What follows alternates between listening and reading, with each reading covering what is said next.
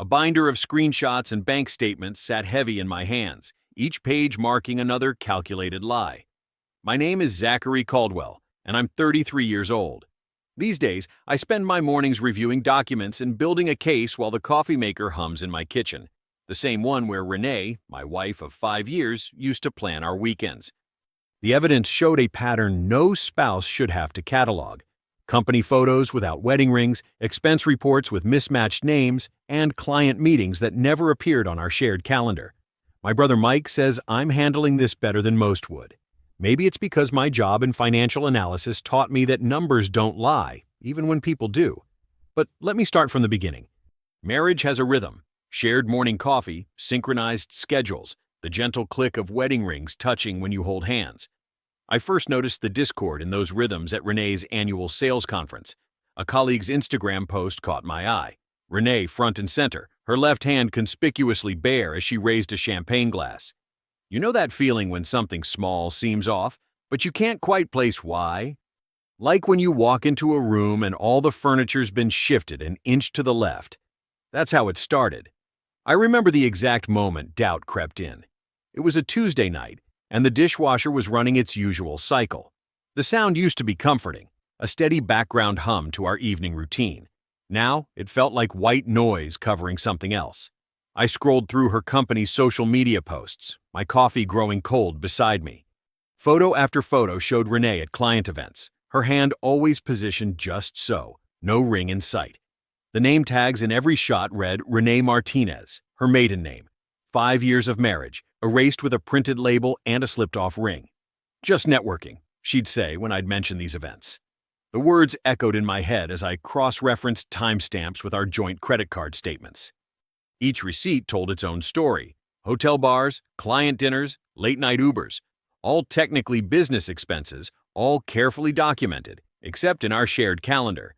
Then came the client mixer photo that changed everything.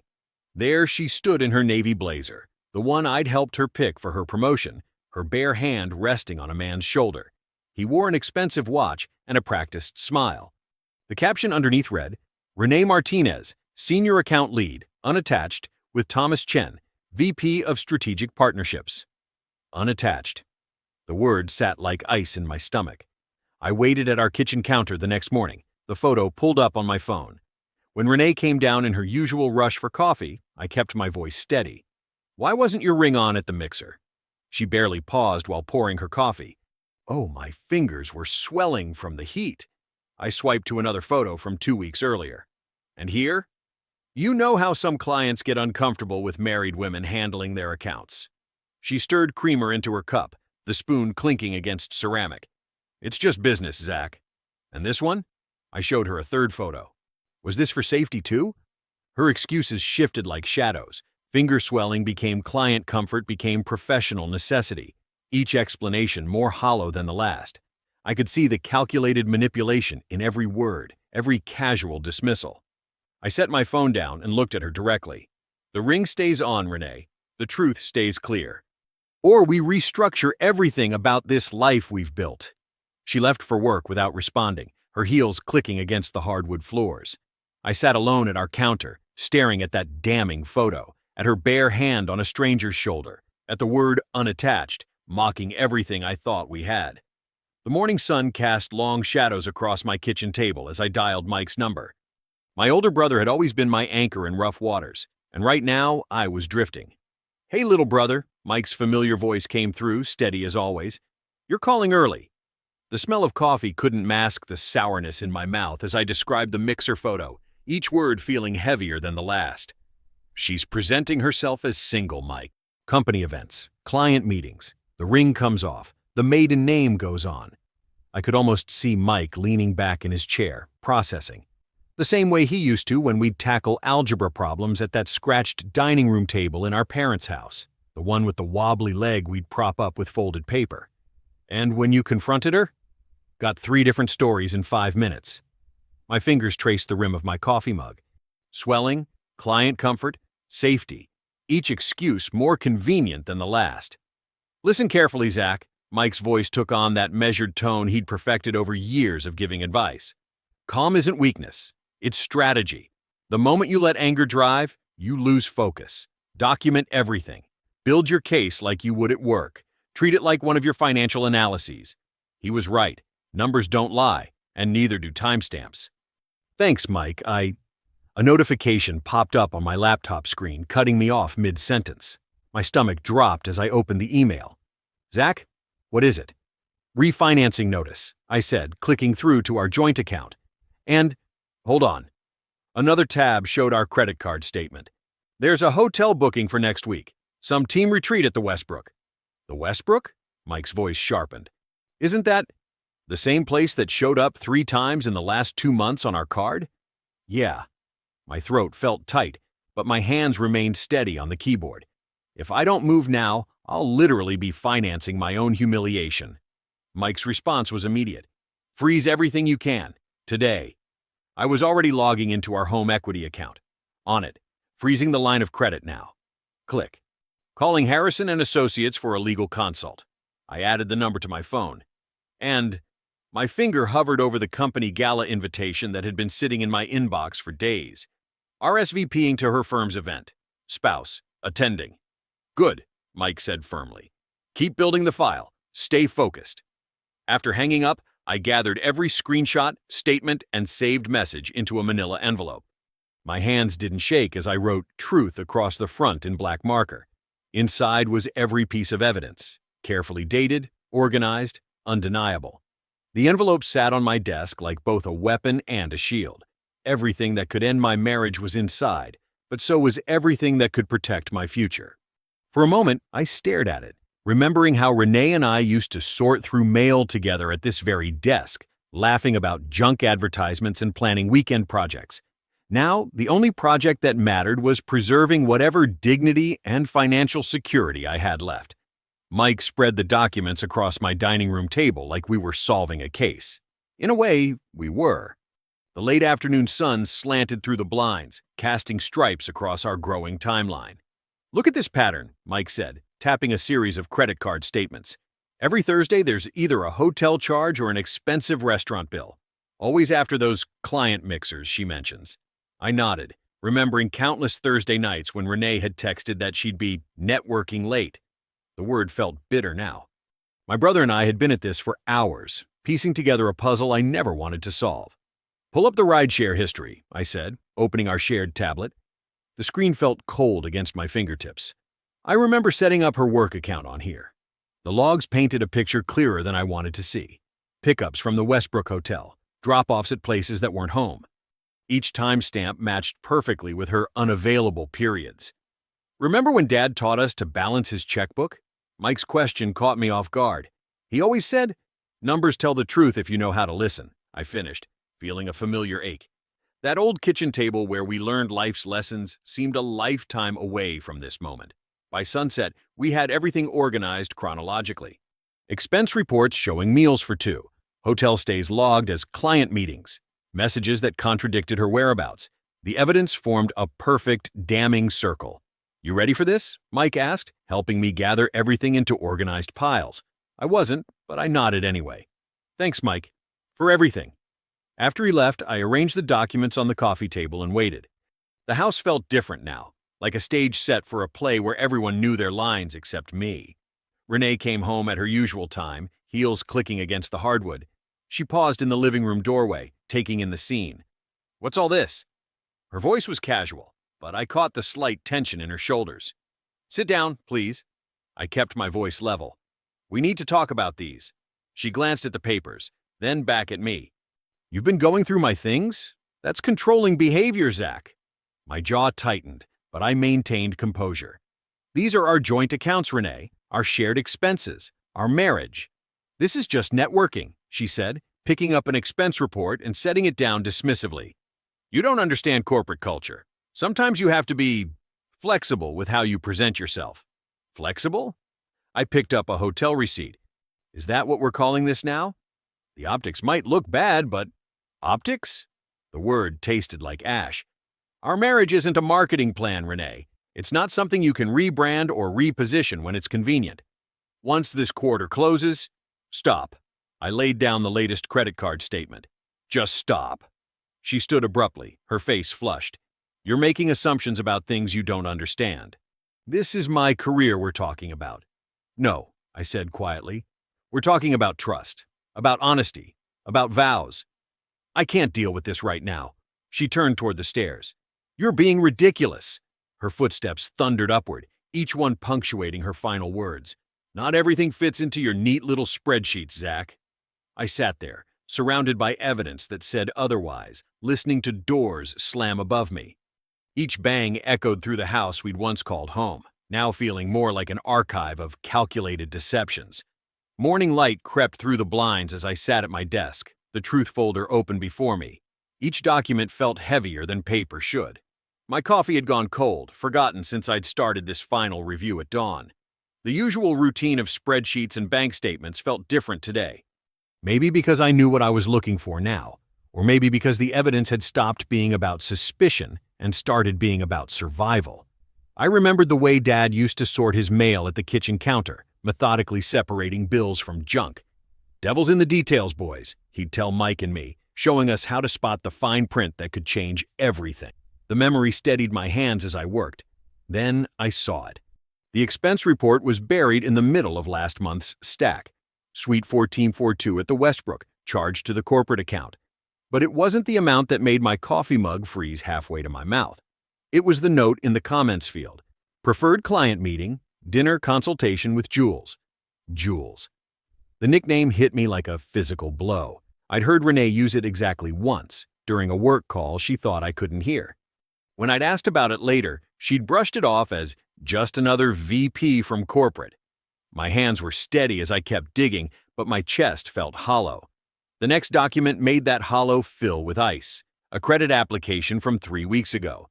My name was there, listed as guarantor, my income, my assets, my signature, except I'd never seen this paper before, let alone signed it. The implications stacked up like dominoes. She hadn't just been hiding our marriage when convenient, she'd been leveraging it, using my financial stability as collateral for… What? The question answered itself as I cross-referenced dates. The credit line's activation aligned perfectly with her team retreat schedule. I forced myself to breathe evenly, the way Mike had taught me during our college workout sessions. In through the nose, hold, out through the mouth. The papers didn't change as my vision cleared. The fraud was still there, black and white, tied directly to her infidelity. This wasn't just about broken vows anymore. This was calculated risk with my financial future, the kind of thing that could hollow out our accounts while I was still trying to handle things privately. Private died the moment I found that credit line. I reached for a fresh manila envelope, addressed it to Corporate Compliance, Confidential, and began selecting documents with surgical precision. The expense reports showing pattern and intent. The credit application proving fraud. The photos establishing timeline. Each piece clicked into place like evidence in a case I never wanted to build. The sound of packing tape ripping through the morning silence felt final, decisive. A line being drawn that couldn't be uncrossed. I sealed the envelope with the same care I'd once used to seal our wedding invitations, back when I believed in the power of simple ceremonies and shared promises. The sealed packet sat on my desk, waiting for tomorrow's gala. One way or another, the truth would finally have its audience. 2 nights before the gala, I sat at my desk, phone in hand, heart steady despite what I was about to do. The compliance department's number glowed on my screen. I'd rehearsed this call in my head a dozen times, making sure every word would be precise, professional, and clear.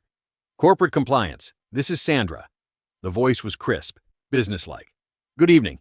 My name is Zachary Caldwell. I kept my tone measured, the way I did during quarterly reviews at work. I need to arrange a confidential meeting with HR during the corporate gala regarding a sensitive employee matter. A pause, then keyboard clicks. I'll connect you with Miss Singh's office. 5 minutes later, I had my confirmation. Miss Singh, the HR director, would meet me privately at 7:30 p.m., just before the main events began. The arrangement felt both surreal and necessary, like watching storm clouds gather while methodically boarding up windows. I remembered the first corporate event Renee and I attended together, back when we were newly engaged. She'd been so proud to introduce me, her hand warm in mine as she'd said, "This is Zach, my fiancé." The memory stung like salt in a wound I was finally learning to clean. At my desk, I opened the truth folder one last time. Each document found its place in chronological order: the expense reports, the credit application, the photos that tracked the slow erosion of our marriage. I labeled everything with Post-its, creating a clear narrative that even a stranger could follow. The evidence didn't just tell a story, it proved intent. The original folder stayed locked in my desk drawer. The copy, carefully arranged in the manila envelope, waited on my dresser next to my charcoal gray suit, the one I'd worn to our courthouse wedding. Back then, it had represented new beginnings. Now, it would serve a different purpose. My hands moved automatically as I plugged in the iron the night before. The familiar motion of pressing my white dress shirt became almost meditative. The steam hissed against the fabric, each stroke smoothing away wrinkles like I wished I could smooth away the past 3 years. Banking taught me documentation, I muttered to the empty room, pressing the collar with extra care. Dad taught me principles. The iron glided down a sleeve. And you taught me that truth doesn't stay buried. The steam rose in soft clouds, carrying the clean scent of starch. Each precise movement of the iron felt like preparation for battle, though this wouldn't be fought with weapons but with facts. My reflection in the bedroom mirror showed a man I was finally starting to recognize again, someone who wouldn't let principles slide for convenience.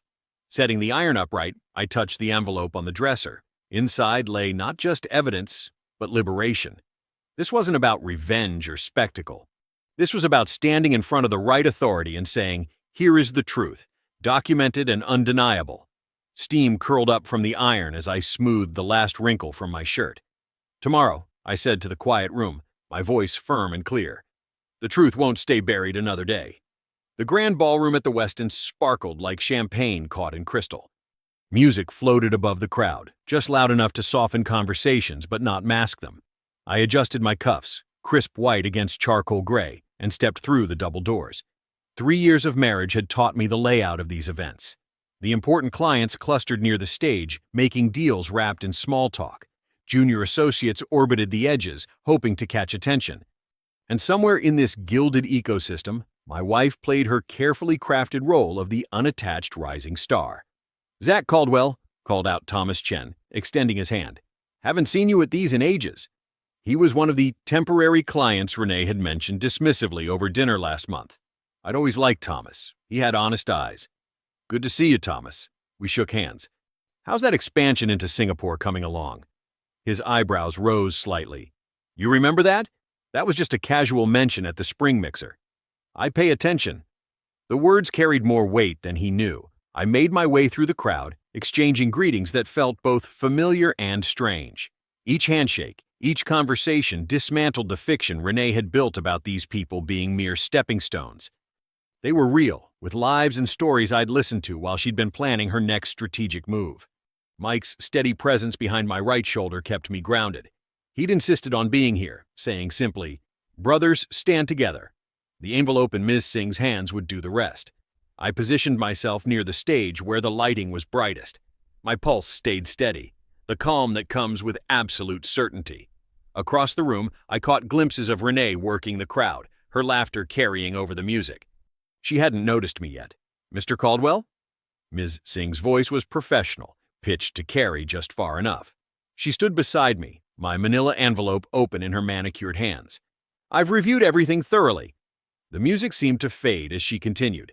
"Company policy is explicit regarding the misrepresentation of marital status for client engagement. The credit applications—" She paused, her glasses catching the light. "Those are particularly concerning." I felt Mike's hand brush my shoulder. Silent support as Mrs. Singh's words cut through the ambient chatter.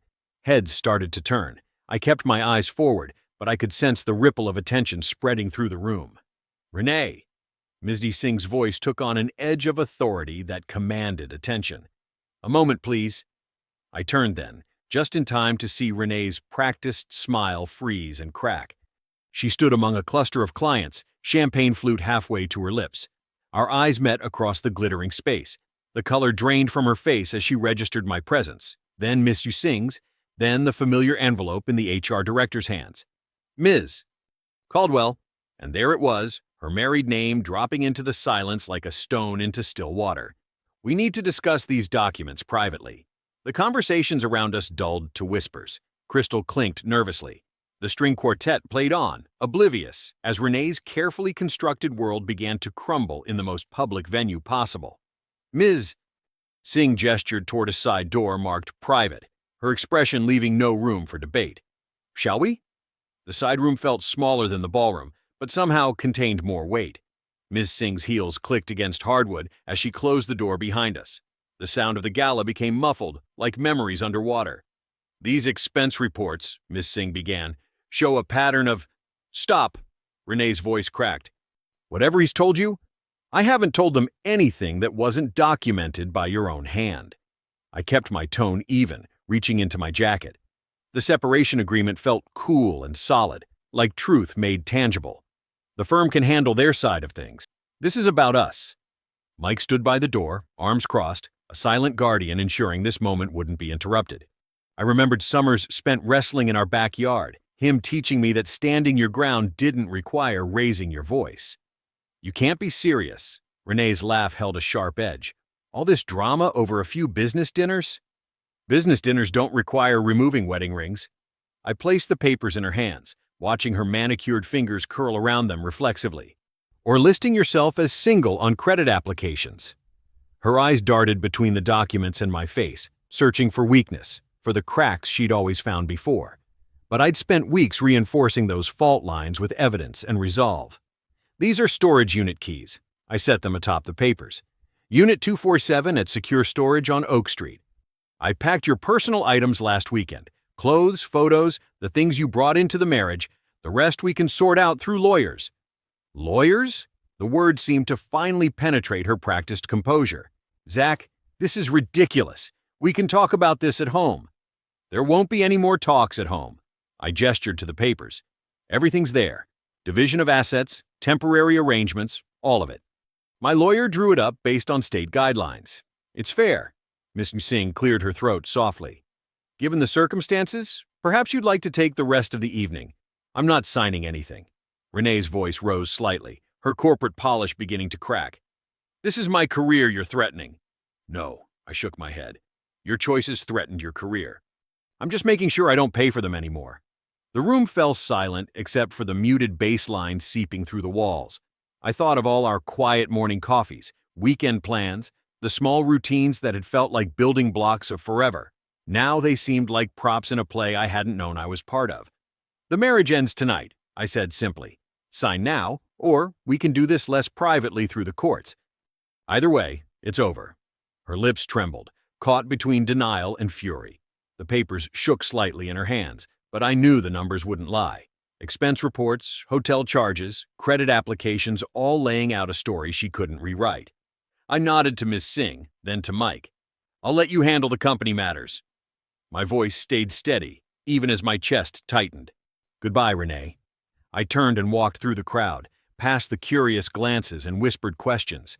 The night air hit me as I pushed through the main doors, sharp and clean against my face. Each breath felt like breaking surface after being too long underwater, relief and pain mixing in my lungs as I left behind the life I thought we'd built.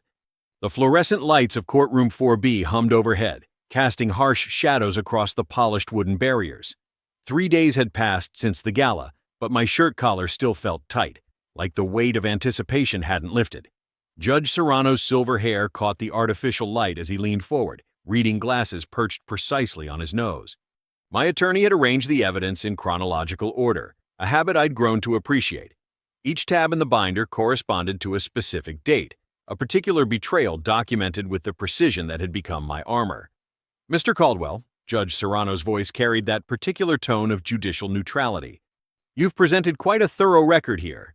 Across the aisle, Renee sat with her lawyer, her corporate polish restored but somehow dimmer. She'd traded her usual bold colors for a muted gray suit that seemed to blend into the courthouse walls. The sight triggered a memory of our first apartment, painting the living room together, her laughter when I got primer in my hair. I pushed the thought away. Yes, Your Honor. My voice stayed steady. Everything is dated and verified. The judge lifted a page, studying it with the focus of someone who'd seen countless attempts at deception. These credit applications, he paused, glancing at Renee. You listed your husband as guarantor without his knowledge or consent? Renee's lawyer leaned forward. Your Honor, my client was operating under the assumption The assumptions, Judge Serrano interrupted, are less relevant than the documented facts. He tapped the paper. And these facts are quite clear. My pulse hammered against my throat as he continued through the evidence. Hotel receipts paired with expense reports, screenshots of social media posts where Renee crafted her single persona, the formal letter from her firm's HR department confirming policy violations. The asset freeze you initiated, Judge Serrano looked up at me, was prudent given these circumstances. He set down one paper, picked up another, and your proposed division follows state guidelines precisely. I felt Mike shift beside me. He'd taken another day off work to be here, just as he'd been there through every step of documentation. The childhood scent of his favorite coffee brought back summer mornings in our parents' kitchen, him teaching me that patience wasn't weakness. Given the evidence presented, Judge Serrano's voice took on that tone of finality judge's master. I'm granting the petitioner's requests. The asset freeze will remain in place pending final division. Any debts incurred through fraudulent applications are hereby invalidated. He looked directly at Renee. The separation agreement, as written, will stand. The gavel struck with a sharp crack that seemed to echo off the courthouse walls. Relief flooded through me, not as victory, but as validation. Every late night, comparing timestamps, every careful screenshot, every moment I chose documentation over reaction had led to this. Renee stood quickly, gathering her purse with jerky movements. Her heels clicked against the floor as she followed her lawyer toward the door. I watched her go, remembering how those same shoes used to sound coming up our driveway each evening. I gripped the evidence folder one last time, the edges worn smooth from countless reviews. The fluorescent light still hummed, but the sound felt different now, less like pressure, more like the white noise of a new beginning. The late afternoon sun streamed through bare windows, casting long shadows across my new apartment's hardwood floors. Each box I unpacked felt lighter than the last, like shedding layers of a life that no longer fit. I'd chosen this place carefully. 12th floor, facing east, nothing like the suburban house Renee and I had shared. My brother Mike had helped move the essentials yesterday, but today was about making this space mine. Each item found its proper place with deliberate care. Books arranged by author, coffee mugs aligned on kitchen shelves, the throw blanket Mom had knitted draped perfectly across the armchair. The methodical process soothed me, just as collecting evidence had during those long nights of discovery. The scent of lemon furniture polish filled the air as I worked. It reminded me of Sunday afternoons in my childhood home, when Dad would insist on proper maintenance, teaching me that care for your surroundings meant care for yourself. I smiled at the memory, realizing I'd inherited more than just his analytical mind. A stack of court documents sat neatly filed in my home office. Judge Serrano's ruling had protected me from Renee's financial schemes. No surprise debts would surface, no accounts could be drained. The victory wasn't just legal, though, it was deeply personal. I'd faced betrayal with principles instead of rage, choosing documentation over destruction. That choice had made all the difference. Standing in my living room, I lifted the last item from the final box, a clear glass jar with a tight-fitting lid. The afternoon light caught its edges, making them gleam. My wedding ring felt heavy in my palm as I held it one last time. Gold caught sunshine, throwing tiny reflections on the wall, beautiful and empty, just like the promises it had represented. I dropped the ring into the jar, the soft clink against glass oddly satisfying. Beside it on the shelf, I placed my new apartment keys, their sharp edges still unfamiliar. The contrast struck me. One symbol of chains broken, another of freedom gained. Together they told the story of my journey from deception to truth. The quiet in the room felt different from the silence of suspicion I'd lived with for so long. This quiet was clean, honest. No hidden lies lurking in corners, no half-truths wrapped in excuses about networking or client comfort. Each space held only what I chose to put there. Sunlight shifted, painting golden rectangles across my floor. I thought about the path that led here, the late-night documentation, the steady support of family, the calm I'd maintained even when pain threatened to crack my resolve. The evidence folder had been my shield, patience my strategy, and truth my victory. Looking out over the city spread before my window, I saw more than just buildings and streets. I saw my future, unbound from Renee's manipulations, free to build something authentic.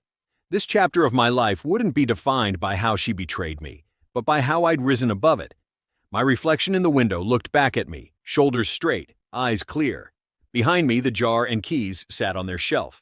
Twin monuments to justice served not through vengeance, but through unwavering principles and precise action.